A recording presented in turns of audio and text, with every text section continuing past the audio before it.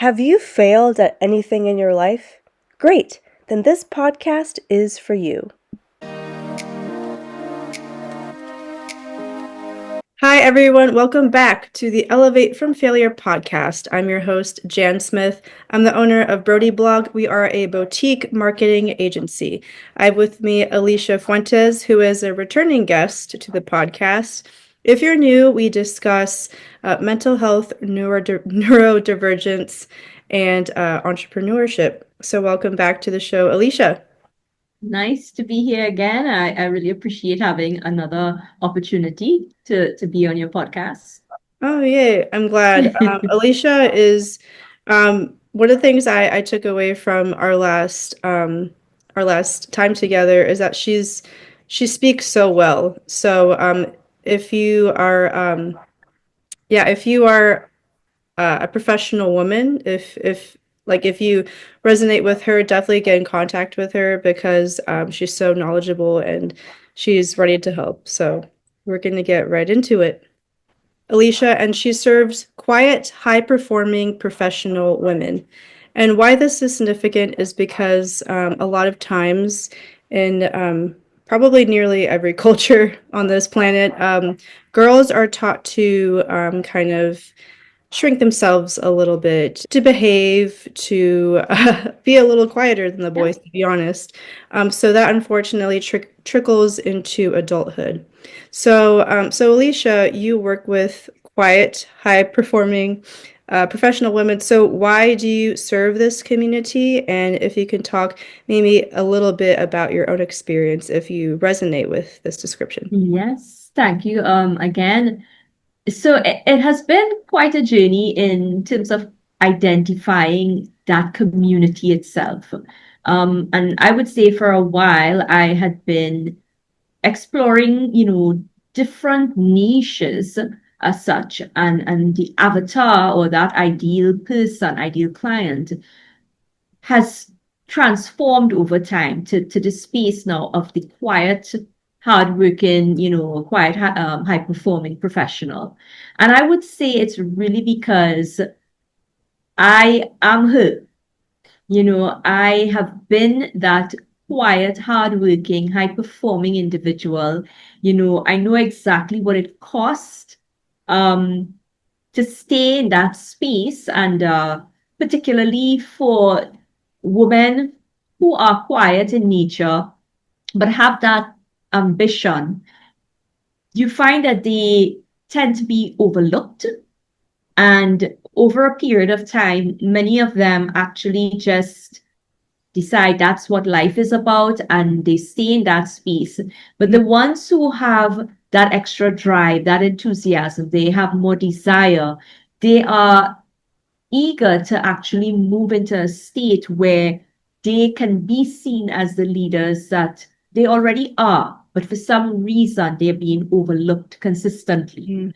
And I have found that that has been my journey in my corporate life as well. And now I would say I'm pretty much on the other side of it, but it was not very long ago that I was still sitting in that space. And I believe that it's really it's worth the while for women to move out of being, in that space where they don't really achieve their full potential just because of a belief that has been installed in them for quite a while now. Yeah. Um, yeah, it's really tough because many of us have those beliefs, and you don't have to be a female or Mm-hmm. um, identify as a female to kind of to resonate with this. But is there a particular, if you're comfortable with talking about this, is there a particular uh, limiting belief? Maybe it's a sentence that kind of replays in your head that kind of maybe like tells you, oh, like I shouldn't take up space or who do I think I am type of thing. Like, is there a particular like quote? What I have seen, not just for myself, but what I have experienced with a lot of the ladies that I speak with, is that feeling of I'm too quiet and something is wrong with me. Yeah. So just recently, I mean, in fact, just this morning, I was speaking with someone, and she was saying she really struggles with the fact that people would always say to her, "But you're so quiet." Oh gosh. And why is that? And I think over time, when that keeps repeating, when you're hearing it from different sources as well, you start to ask yourself, well, okay, maybe everybody else has a point and I'm the one with the issue. So that I think is a belief that really is ingrained. And from that now, because you start to question more, you start to think, well, I'm not good enough. Mm. You know, I want to be like Sally. I want to be like Jane. She's louder. She's more visible. She puts herself out there. I want to be like that. Yeah. Yeah, have you seen it where women maybe overcompensate, like I don't know, like maybe you've noticed some, or maybe this is yourself, like maybe you've Mhm. noticed somebody being kind of quiet for a while and then them overcompensating and kind of being like extra. I kind of feel like I'm on that boat. Like I feel like on the internet I'm very visible, or I try to be. At least Yes. that's what I'm trying to do. But definitely growing up, even in high school, I was definitely told like, "Oh, you're so quiet. Do you even talk?" Right, So literally, I think I've exactly. overcompensated, which whatever, we're human, but Well, well, that's the point. We are human, and as human beings, as social individuals as well, we we do observe what's happening around us, and we start to create in our minds what is the standard. So in the world right now, especially with social media, the standard says you need to be out there. You need to put yourself out there.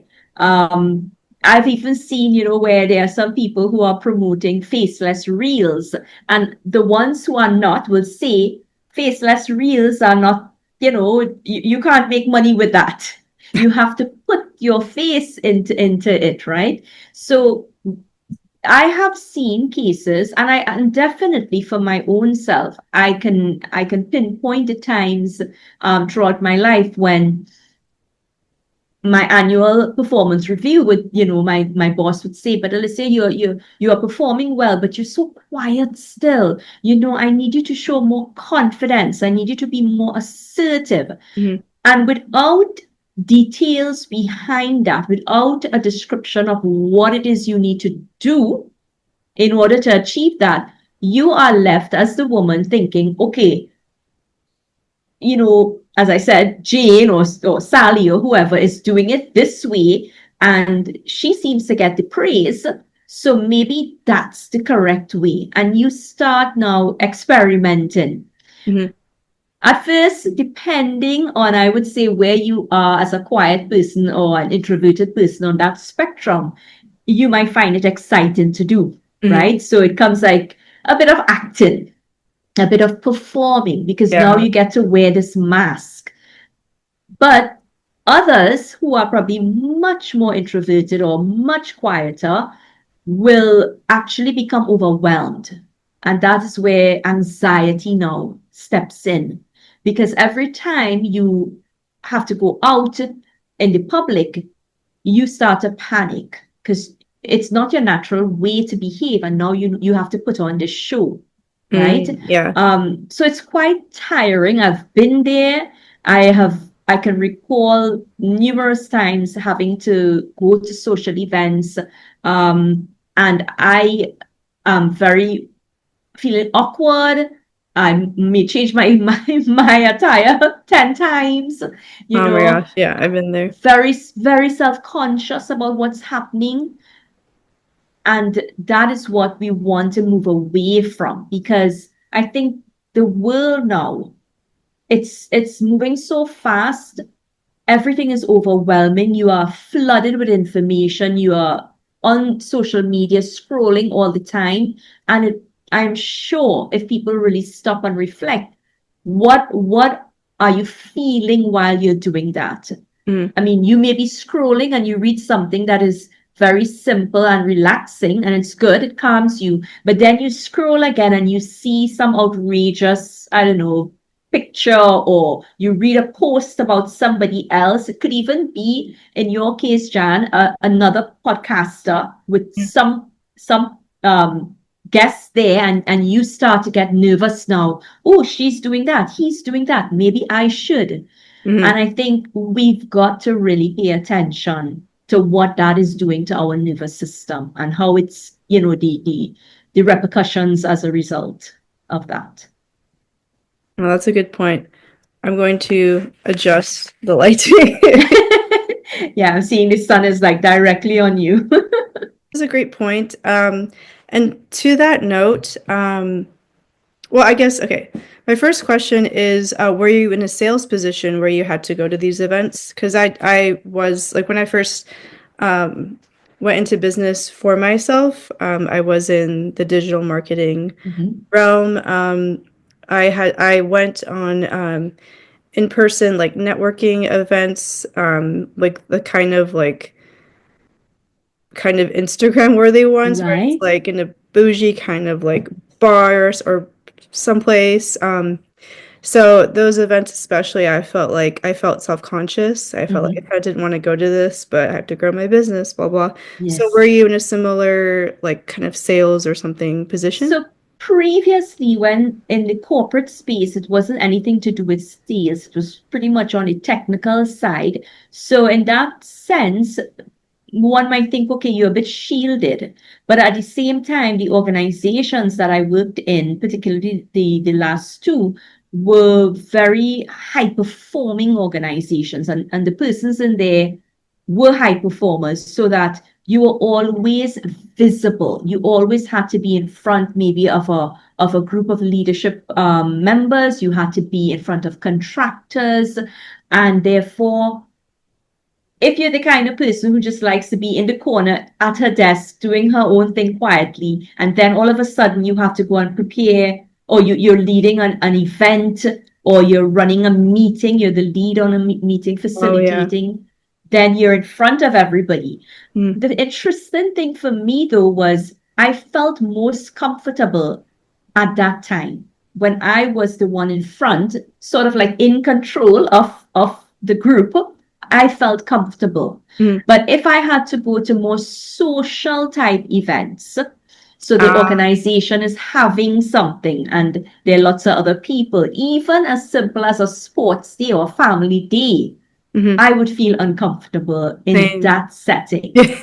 right? And I found that so there were times I could manage it, to be quite frank, but I've noticed as an entrepreneur, it has become even more challenging, I would say.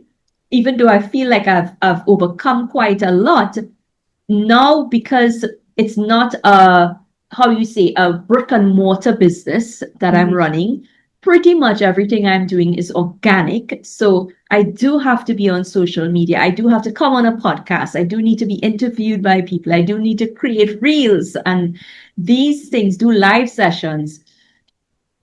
I'm comfortable, but I am only human. And obviously, the build up to these type of events, I can still feel a little bit of butterflies in my stomach. Mhm. But I think the key is once you have really owned your presence, you've accepted who you are. And Jan, the thing is, I don't buy into labels, but I believe some people do. Feel more comfortable if they say, I'm an introvert or I'm a quiet individual. And what I have noticed is that when we tell ourselves quiet is a weakness, then if we're the type who's labeling, or if people have labeled us, that becomes the difficult part because Mhm. we're not accepting who we are. I was sharing jokingly, but it is in fact the truth. I've only truly accepted my quiet nature this year. And that is after 28 years in the corporate space, being in front of people, having to present, do speeches, run workshops. I always delivered, but I felt a bit uncomfortable. And people would say to me it didn't show, but I felt it inside. And this year, I was participating in a speaking tournament and I decided to put myself out there. And as I delivered my speech and I got the feedback, I realized that, when you really show up as your authentic self, everything flows so nicely, not just for the people around you, but for yourself and how you feel, how that nervous system feels. Mhm. And as I prepared for that speech, I realized my quiet nature is not a problem. It is who I am, it's who I was created to be. Yes, I can live my full potential. I can realize my full potential, even though I am quiet. Mhm. And that is, what I guess, my mission is for all those other women who have been told quiet is weakness, quiet is a Uh, condition, quiet prevents you from becoming the best you can be.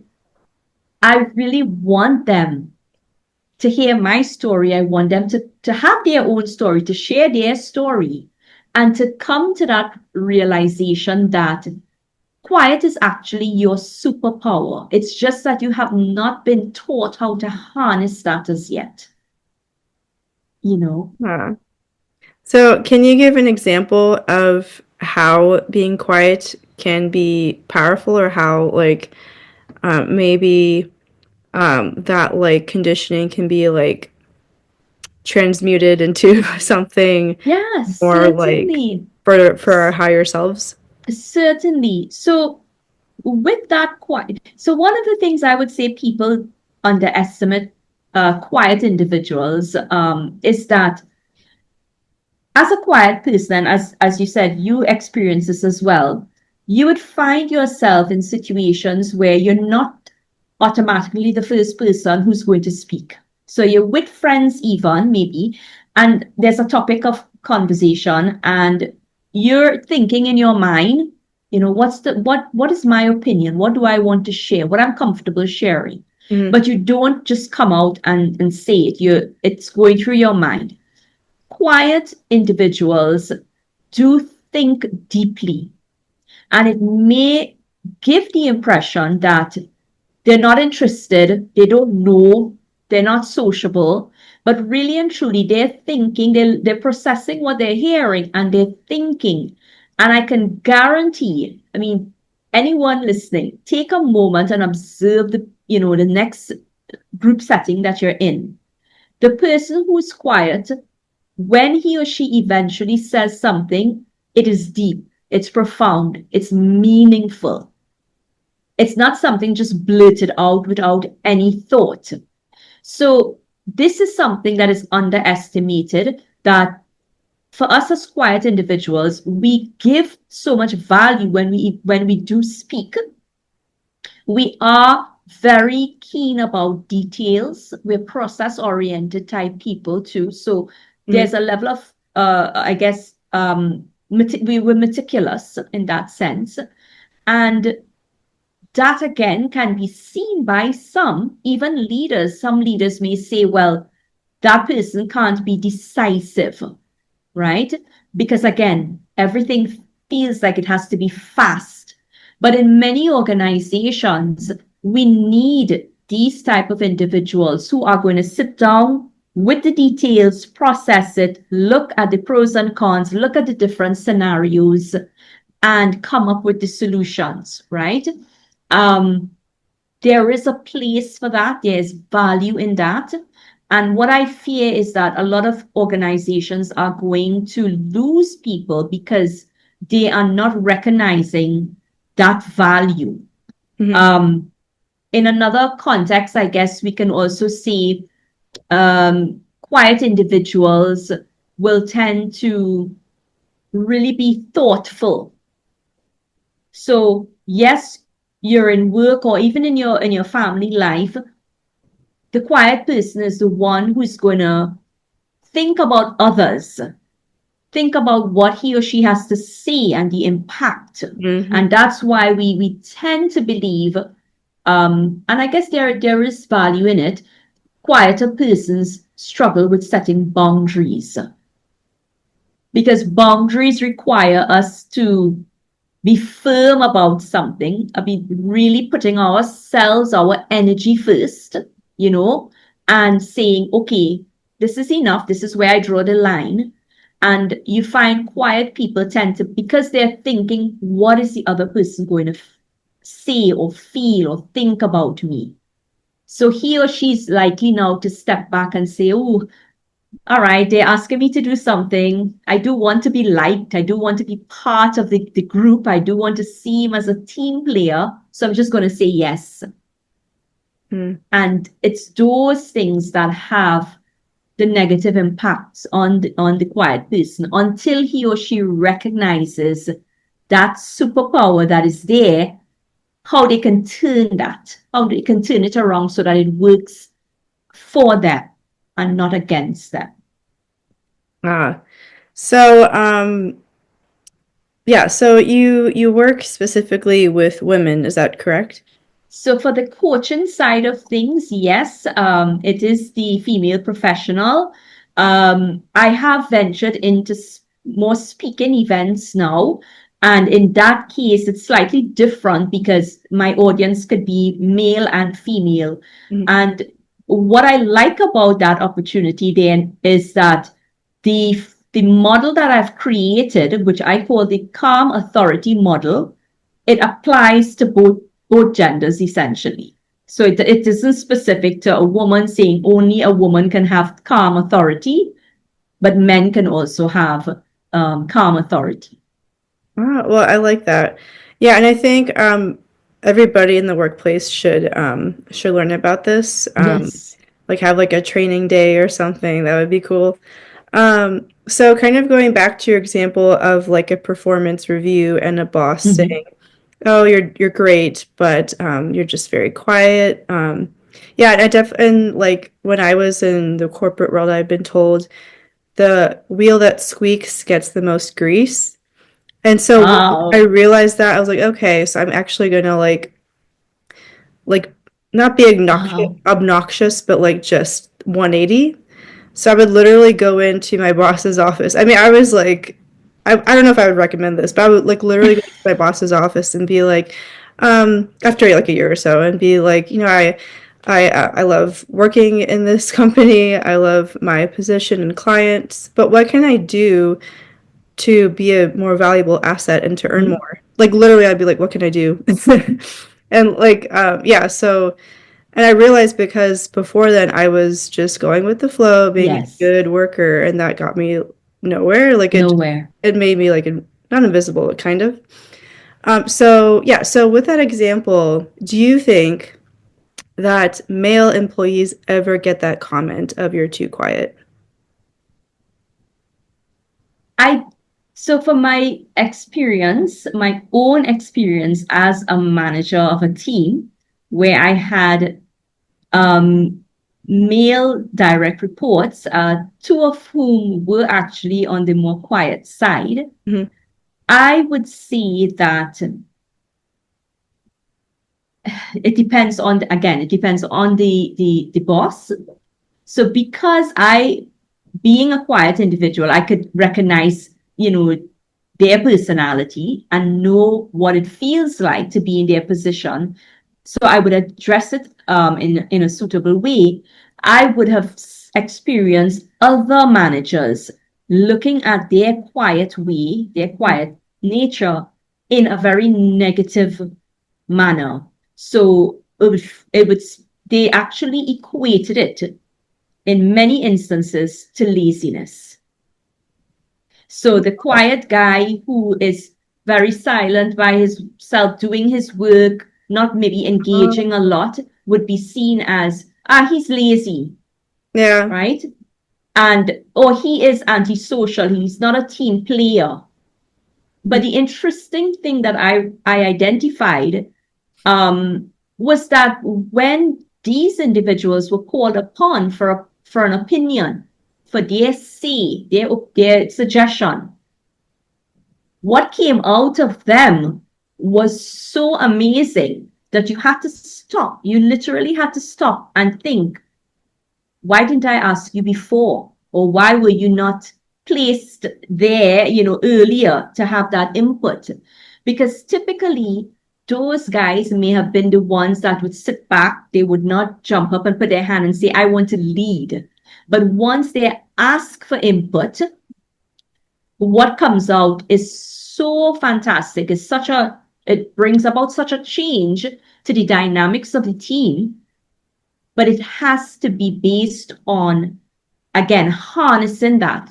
A leader would need to recognize what are those strengths in the quiet individual and harness that, because you're not going to get those individuals to naturally come out. So your example where you went into the office, I do encourage people, like when I'm coaching women, I encourage them, not from the very day one, because day one you're coming in very quiet and, sort of averse to that. But as we go along, micro steps to say, okay, so I want you to engage with maybe your colleague, then to your boss, next to a senior person, to get into asking the questions, because there's so many assumptions that are made by bosses, especially, right? If they're not aware, they've not looked at personalities, they haven't invested the time to understand who you are, what your strengths are, you find they can have the wrong assumptions or wrong views. So I actually think what you did there was quite good. Being blunt. What is it that I need to do? Right? Be direct with me. Don't give me the fluffy things about you need to be more confident. What does that mean? What is confidence in your opinion equate to? Right? Yeah. So good job when you did that. Yeah, I did get more responsibility, and I got a bonus because the company was too cheap to actually pay me more. So like, oh, so it's cheaper for a company to bonus people instead of actually Yes. increasing their salary. So Correct. it's a tip for you. Correct. But if you had not done that, think about it, you would not have gotten that at all, right? Yeah. Very good. So you do help these people, which is great. I love this niche because it's actually quite a large niche. I think a lot of us can identify as like being overachievers, but being told that we're too quiet, or Yes. unfortunately being maybe like too afraid or too conditioned to set boundaries. So, what would happen if these women would continue with either their job or their business and maybe not seek help from somebody like you, or maybe not know or identify that they can elevate and change their behavior Mhm. to kind of create the life that they deserve? So, yes, actually, and it's interesting that you asked that, because I would be very open in saying that I have encountered some women like that. So over the last 2 years, I have offered free coaching to women, basically a 5-day challenge. It's free one-to-one. They bring one issue, we work through it. And I would have seen women who said, okay, I know what the problem is now, but I don't believe I need to address this. And they continue on, right? What I would say is the most dangerous thing a capable woman, a capable, quiet woman, in fact, can really do is to forget, absolutely forget what she's made of. Believing that this is how you've been conditioned, or this is what the world accepts, is really a cop out, in my opinion. And maybe people may disagree with me saying it that way, because I know quiet people, it's very challenging to put yourself out there. But if you are, and that's why I particularly work with the high performing quiet, because these are the ones who have that drive, right? They don't want to just settle in one spot. Yeah. They don't I want to think just coast in life. no, exactly. And I think what is dangerous, the danger there is not being quiet, The danger is not that you're quiet.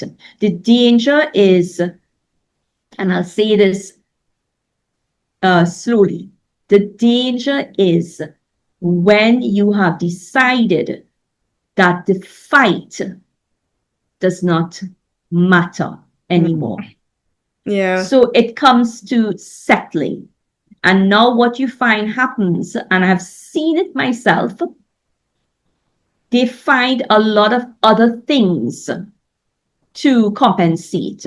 So I'm all for self-care, but then you would hear a woman constantly talking about, I have to go to the hairdresser, I have to go to do my nails, I have to go for the massage, it's a lot of external things now that are taking over. You would hear women saying, oh, I am so busy. I don't have time to do coaching or to do a course or to attend a seminar. I'm too busy. Yeah. These are Yeah. the things that are being used to really mask what they're truly feeling inside but don't want to address. So Mm, I would say the most dangerous thing is forgetting what you're made of and settling mm, for a pretty much mediocre life. yeah. Yeah, that's true. So yeah, I'm glad that there are people like you out there who help this community and and who see these women before maybe they see themselves as Yes. um of reaching to reach their highest potential. So we have about 5 minutes left. It's kind of gone really fast. So where can people find you, Alicia? Mhm. And I know you started a speaking career, and also after kind of telling people where they can find you, maybe please give a tip on Mhm. giving or being a guest speaker. Like what tip can you give if somebody whether they're kind of nervous or not, would they when they want to impact a room or virtual room, what's your piece of advice? Yeah, sure. All right. So I keep it very simple all the time. People can actually just contact me via my email, which is Alicia at mypowerunlocked.com. Mm-hmm. And I do have a Facebook group, which is a private group for women only, and it's called the Calm Collective, Oh yeah. the Calm Authority Collective. Sorry, I got that wrong. The Calm Authority Collective. So that's on Facebook. But I want to say, I kind of put a plug for this. I believe women, and particularly quiet women, really want community now. They Mm-hmm. want a safe space that they can come and they meet other women like themselves who they can just share the issues, the challenges, even what they're celebrating. So I am on the school platform now, SKOOL, school Mm-hmm. platform, and I have a community there called the Ambitious Introverts Collective. Mm-hmm.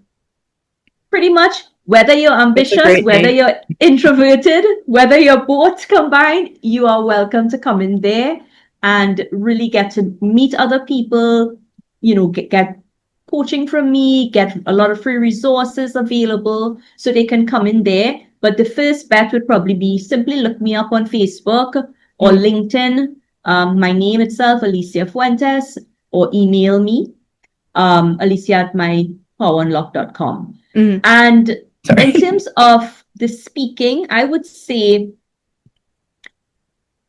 authenticity comes down to that, right? So if you know that you're going to speak at something, identify with your topic, select something, or do your research. If it is you're going into a meeting, do the research beforehand, get yourself prepared before you go in with whatever question or point that you want to make. If it is a speaking actual, you're going to present, really be familiar with your topic. Don't choose something that you know nothing about, Mm, and just be yourself. You make a mistake, learn to laugh at yourself, right? Let people know your story, not something that's ChatGPT, your real story. And that's all you can ask for. The people who don't resonate with you, they're not meant to be part of your tribe. It's as mm. simple as that. Oh yeah, I really like that. Yeah, we can try, can't we, to kind of or there's a saying like it's better like yeah, it's better to be everything to someone than to be someone for everybody. So Correct, correct, correct. I I love that. love that. I love that. We sometimes try to please everybody and we want everybody to love us and all of that. But let's face reality, that does not exist and we don't have control over that. So Yeah. just remember, quiet is not the opposite of powerful. It Mhm. never was. So you Aw. can be powerful, you can be quiet and you can be powerful at the same time. Oh, I love that. I love that. Well, thank you so much, Alicia. Again, I love when there are resources out there, especially for women. And you speak so well, so I'm so happy for you for kind of adding speaking to your repertoire. So thank you. And yes, everyone, if you can please support this channel and this episode, like, comment, share, and subscribe. And if you have any questions, don't be shy. Let me know in the comments. Let Alicia know. We are both happy to answer your questions. And hit that bell icon so you can get notified of the next podcast episode. So thank you again, Alicia. The sun is like You're welcome. me, but thank you and have a great day. Yes, take care. Enjoy the weekend. Okay. Bye. Yeah, I'll send you the slide. It's over now. I'll send you the slide Mhm. to so you can like approve or edit Mhm. the description, blah blah blah. And then I'll let you know when the episode is live or before it goes Yes. live. Just please have some patience. No worries at all. There's I know the product, the outcome is always very high quality. So thank you for that. I look forward to it. And I've really enjoyed chatting with you. I mean, I keep looking at what you're doing and I know you're enjoying what you're doing as well. mm, So keep that up. I think this, we need to have things like this that is sending out mm. important information, valuable